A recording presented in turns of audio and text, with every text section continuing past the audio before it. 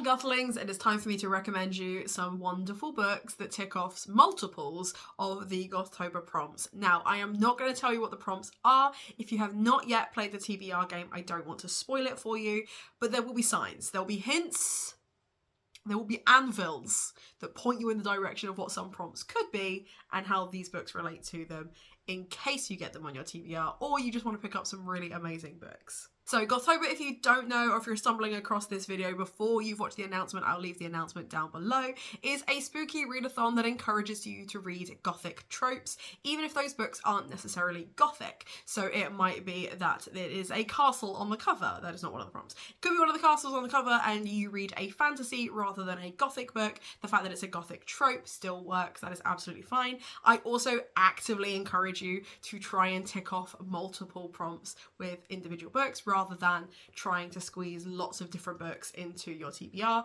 which is what I do every year, and then I always panic and try and double up right at the last minute. Now, there are books that I am anticipating for my Gothtober TBR, but as I've not read them, I do not feel comfortable recommending them to you. So every book that I bring up today is a book that I have read and really enjoyed, or I have positive things to say about it, and it ticks off prompts for the 2025 Gothtober. Are we all together? Do we know what's happening? So let's begin. Don't be put off that the first book I'm going to recommend you is a classic. I promise it is the only one that I'm going to recommend this year because every year I pick at least one. Usually it's Dracula or Dr. Jekyll, but this is the most recent classic that I've read that I've absolutely adored.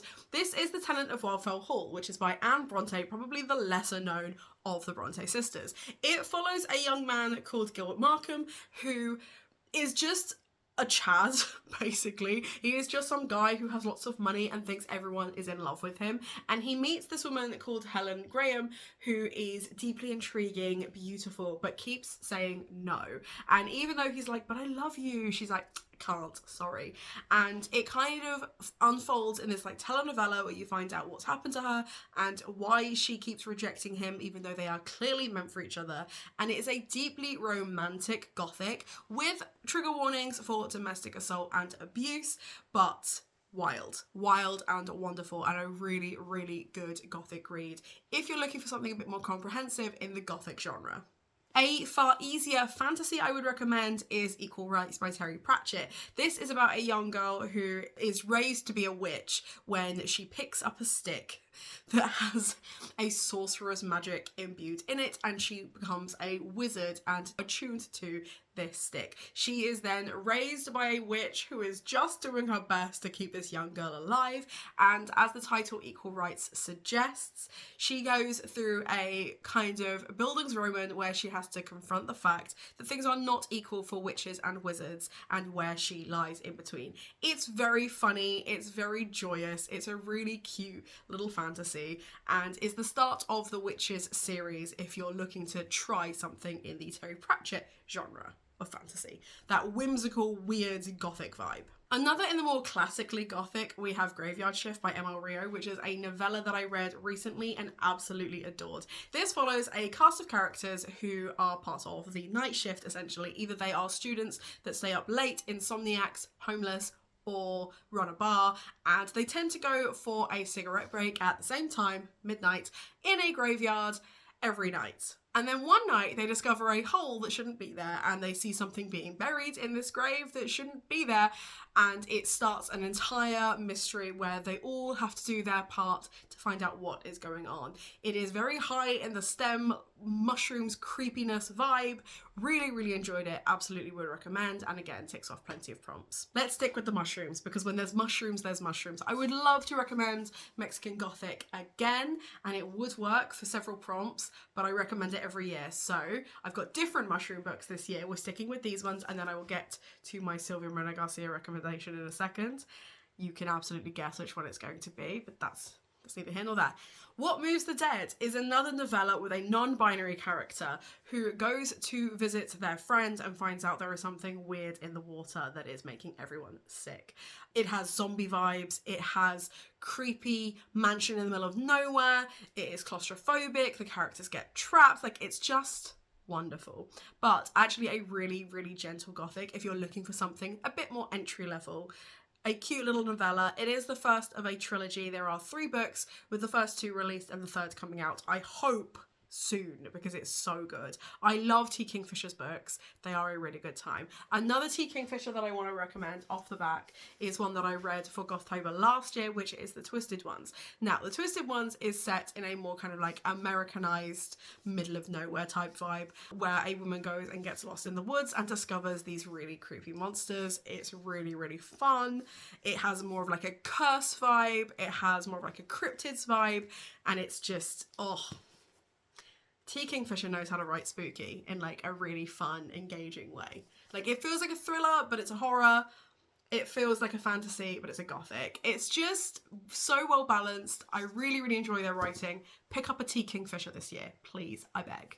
If you're looking for something a bit more classic horror, I would like to recommend The Weight of Blood by Tiffany D. Jackson to you. This is essentially Carrie, but with a key theme of racism running through it. In the opening chapter, we have a mixed race girl who has been masking as white, outed by the rain. When the rain hits her hair and goes curly, people finally realise that actually she is black and that she has been hiding this because her father has basically forced her to. However, they think she's been doing it so that she fits in more, except it's a whole thing. She then gets bullied mercilessly, and all whilst this is happening, she is discovering that she has witchy telekinetic tendencies that are going to end in a bloodbath. It's really cleverly put together.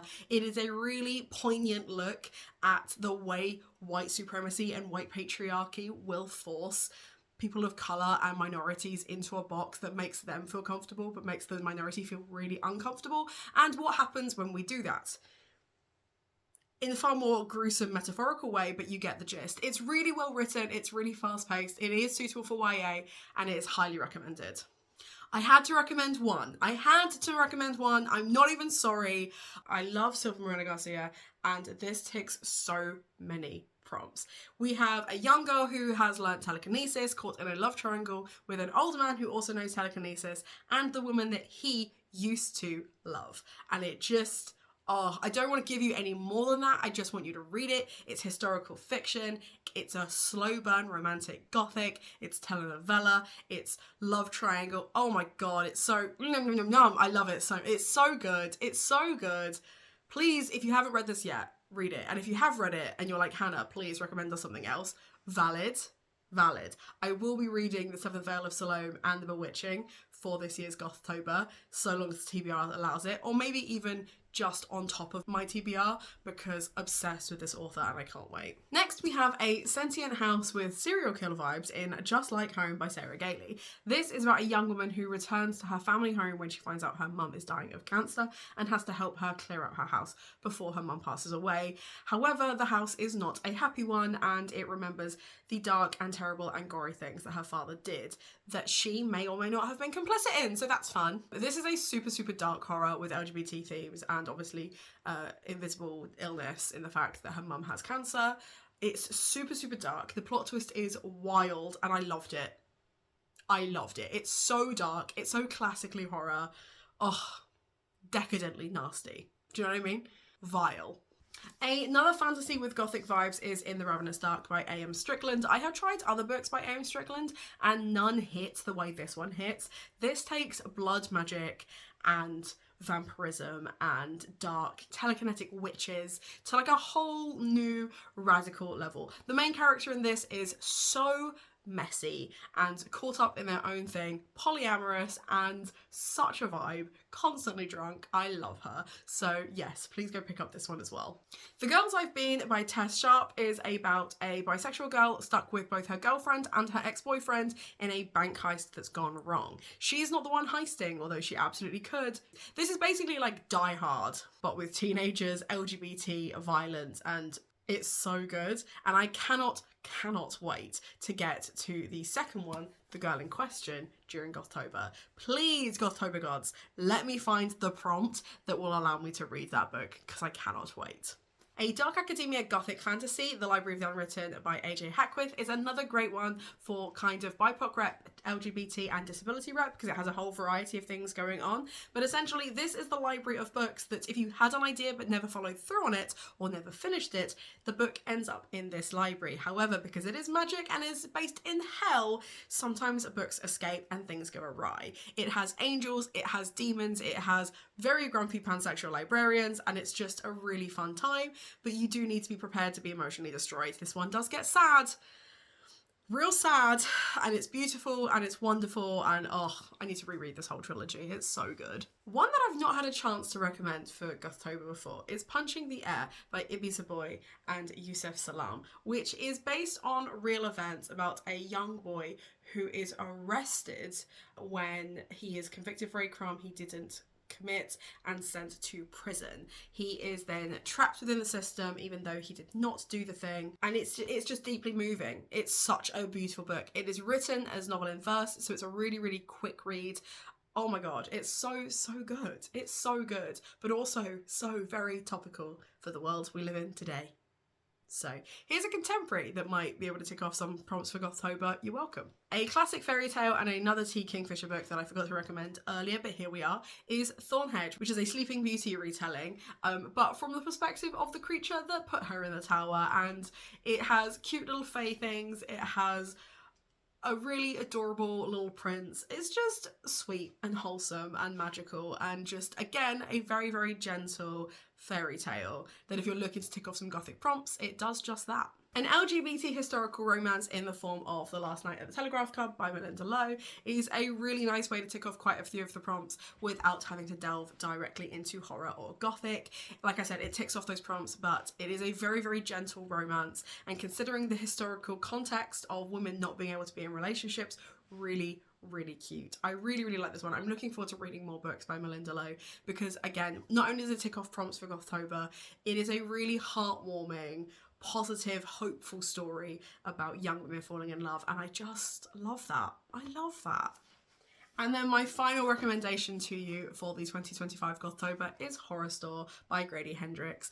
There are, and I've counted, only 2 books that I would happily recommend for Grady Hendrix, and I haven't finished the second one, but I have finished this, and it takes off lots of different prompts, as well as just being a really fast, because it's written like an IKEA catalogue, really fun read. This is about an IKEA, although it's not called IKEA, an IKEA that is haunted. And the products that are discovered are torture implements because the building possesses a ghost that did terrible things. So serial killer vibes, the inability to let something go, like the emotional entrapment of a mystery, and just really clever writing. So genuinely, like I said, one of 2 of his books that I would recommend, but a really good read and perfect for this year's Gothtober. So there you go, 15 books that I would recommend for this year's Gothtober. I will be sharing in my TBR video books that I'm anticipating putting on my TBR, so make sure to keep an eye out for that, because there might be even more recommendations in there, or buddy reads, potential buddy reads.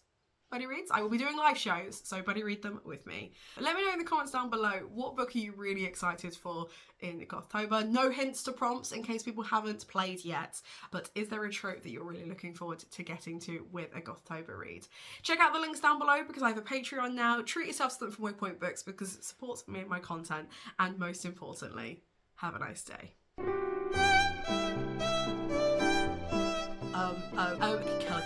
Such as so I just realised my cat is out front, and he should not in fact be out front.